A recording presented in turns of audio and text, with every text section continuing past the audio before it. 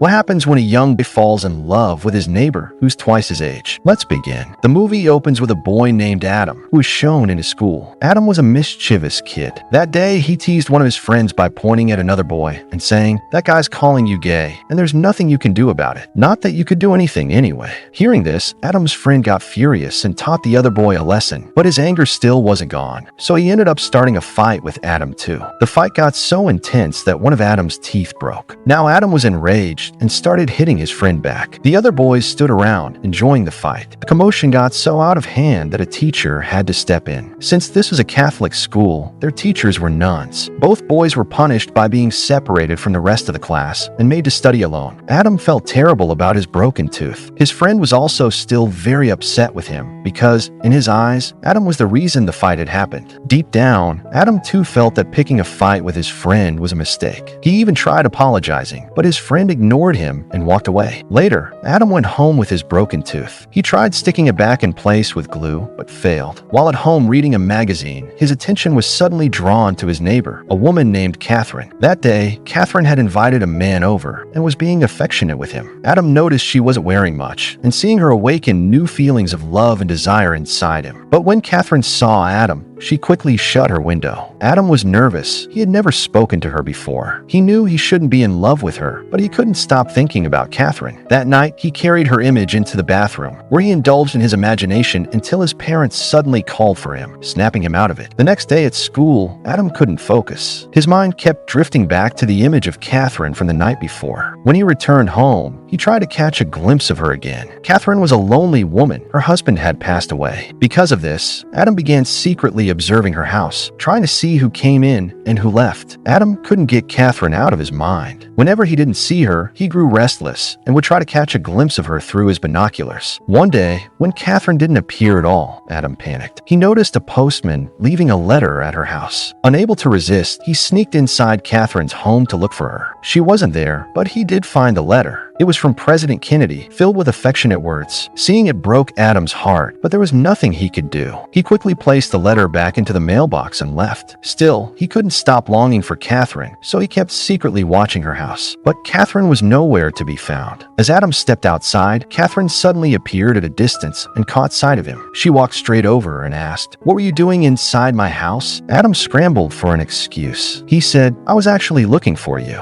I need some money because I have to go on a trip, so I thought if you need help, I can work for you in exchange for pay." Catherine invited him inside and asked what kind of work he could do. Adam humbly replied that he could handle anything, gardening, cleaning, or whatever else she needed. Catherine had been living alone for a long time, and loneliness had worn her down. She decided to hire Adam as her gardener. Inside the house, Adam noticed a photograph of Catherine with President Kennedy. He stared at it in amazement. Catherine explained, "He's my friend." Adam was stunned. Being friends with the president was no small thing. He remembered how excited his mother had been once when she had the chance to meet President Kennedy. Later, Adam returned home. Now that he had a job, his face lit up with a smile. This was the perfect opportunity for him to be closer to Catherine. That night, Adam once again tried to spy on her. He saw her standing by the window and quickly snapped a picture of her. As he admired her from afar, someone else arrived to meet Catherine. Adam watched in shock as the man walked into her house. Taking more pictures, Adam realized with disbelief it was none other than President John F. Kennedy himself. At some point, Adam drifted off to sleep without even realizing it. The next morning, Adam went to school. He ran into a girl named Faith. She was very beautiful, and Adam couldn't help but be captivated by her looks. Trying to act bold, Adam said, "Why don't you come over to my house someday?" Faith, with a teasing smile, replied, "And what exactly would I do at your house?" Adam quickly made up an excuse. "We'll just listen to some recordings." Just then, his teacher showed up, grabbed him by the ear, and dragged him away.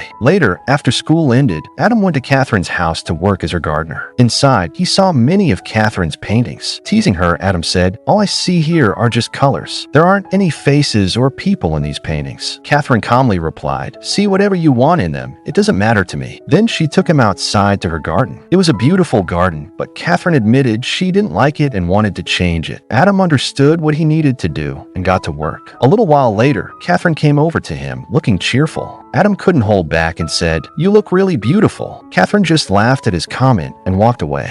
After finishing his work, Adam went home. His clothes were dirty, and when his parents asked why, he told them he had been at Catherine's house working as her gardener. Hearing this, Adam's mother grew uneasy. Catherine had a reputation, and she didn't like the idea of her son working there. She warned him, "That woman isn't right for you. She's not like us. Her character isn't good." Adam defended himself, saying, "But you were the one who told me I should try to earn some money." His father added, "Working is fine, but make sure you take your pay from her. Otherwise, she might not even give it to you." That night, when Adam went to bed, he couldn't resist peeking out his window toward Catherine's house. He noticed several expensive cars parked outside. Suspicious, he grabbed his binoculars, and his suspicions were confirmed. President Kennedy was inside Catherine's house. The sight crushed Adam, leaving him upset. The following day, after school, Adam returned to work in the garden. Still in a bad mood from the night before, he confronted Catherine. "You said the president was just your friend, but I saw him at your house last night." Catherine grew angry. "You should just stick to your work. And remember, no one must ever know about the president." Adam had already heard from his family that Catherine once had a son. Curious, he asked her about him. Catherine's face fell as she replied sadly, "He would have been about your age by now. He looked a lot like you.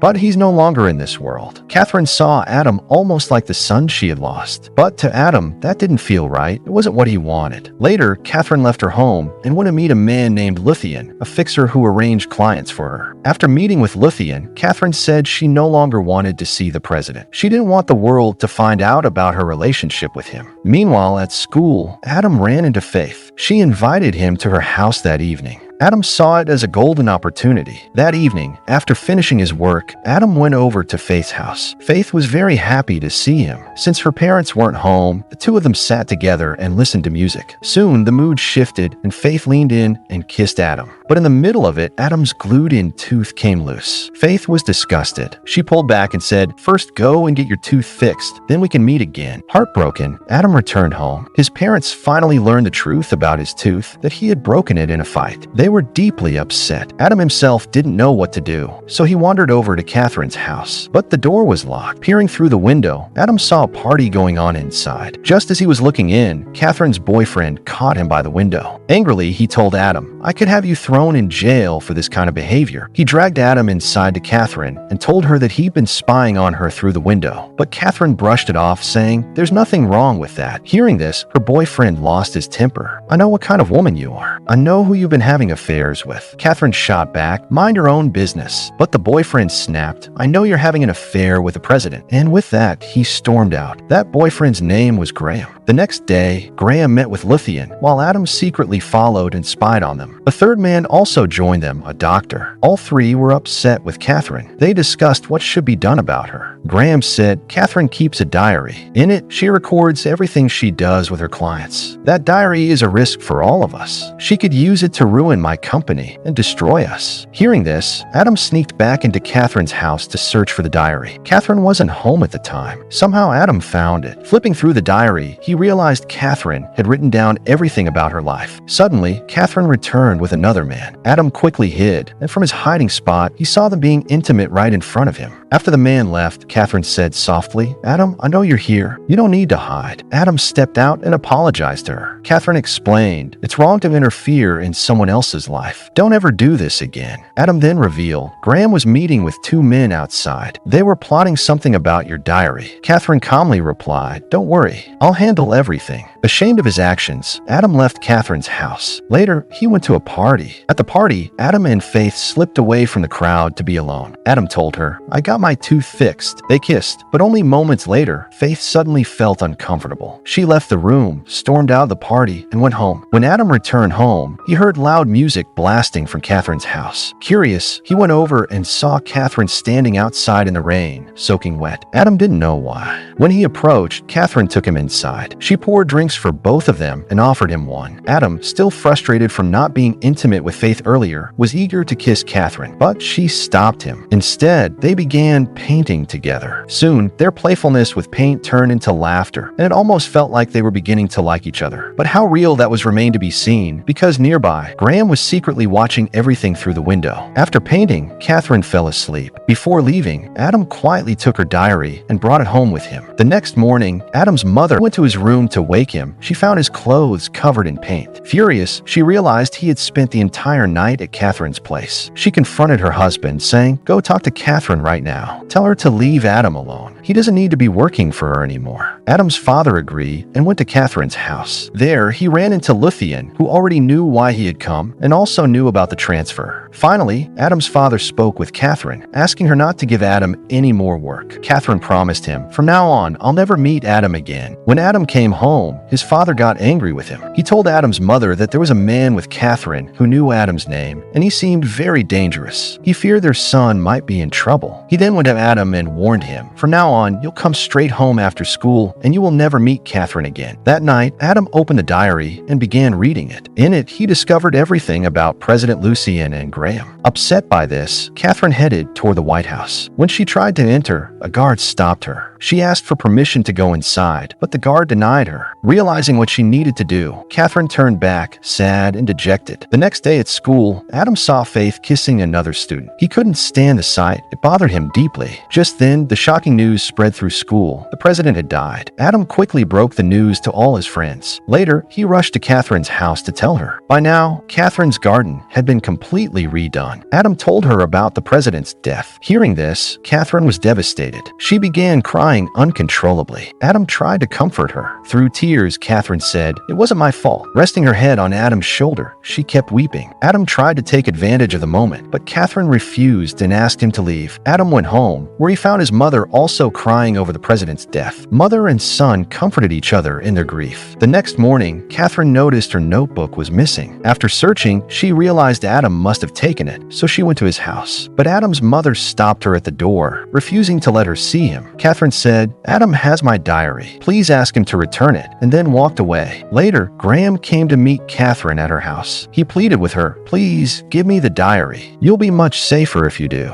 Catherine, torn and confused, didn't know how to respond. She finally told Graham, "When we first became friends, you were different from everyone else. But now you've completely changed." Graham told Catherine, "None of this was your fault. The president's death was bound to happen." He apologized and said, "Let's forget our old lives and start fresh. We'll go far away from all of this and begin again." Catherine, weary and broken, finally agreed. Meanwhile, at school, Adam was sent to church to confess his sins. There, Catherine showed up pretending to be Adam's aunt. She whispered to him, "Adam, give me that diary. I'm leaving this place." Shocked, Adam asked, "Would you love me?" Catherine kissed him gently and confirmed, "Yes, I do love you." She explained she was leaving for India, hoping to find love and family there, the things she had been denied all her life. "But I don't even know the language," she admitted tearfully. Adam promised her he would bring the diary that evening. They looked at each other with tear-filled eyes. When Adam got home, he saw his father with Lucien. Panic rushed through him. What about Catherine's diary? He ran upstairs, only to find his room torn apart. The diary was gone. His father confessed Lucien had already taken it. That's when Adam realized his father was working with Lucien. Furious, Adam demanded the diary back, reminding his father he had promised Catherine he'd return it to her. Adam rushed to Catherine's house, only to find Lucien burning the diary. Lucien looked at him and said coldly, "Catherine's lost her mind. Whatever you read in that diary, it's better if you never tell anyone." Desperate, Adam asked, "Where is she?" Lucien smirked and said, "At the place you two planned to meet." Adam immediately realized Lucien had done something terrible to her. Running to the stairs, Adam found Catherine lying there lifeless. He collapsed beside her, crying, then gently closed her open eyes. When he turned around, Adam's eyes welled with grief. At that moment, Graham arrived. Seeing Catherine's fate, he was overcome with rage, but he couldn't do anything to stop Lucien. After Catherine's death, Adam was shattered. At school, he isolated himself, while Adam carried his shame and grief in silence. One day at home, Adam received a courier package sent by Catherine before her death. Inside were pieces of a painting. As he assembled them, he realized it was a portrait of himself, drawn lovingly by her hand. It hit him like a storm. Catherine had truly loved him. She had planned to confess it to him the very day she died, but fate hadn't allowed it. Holding the painting, Adam wept. Catherine had been the only one who never betrayed him. And with that, the story came to an end.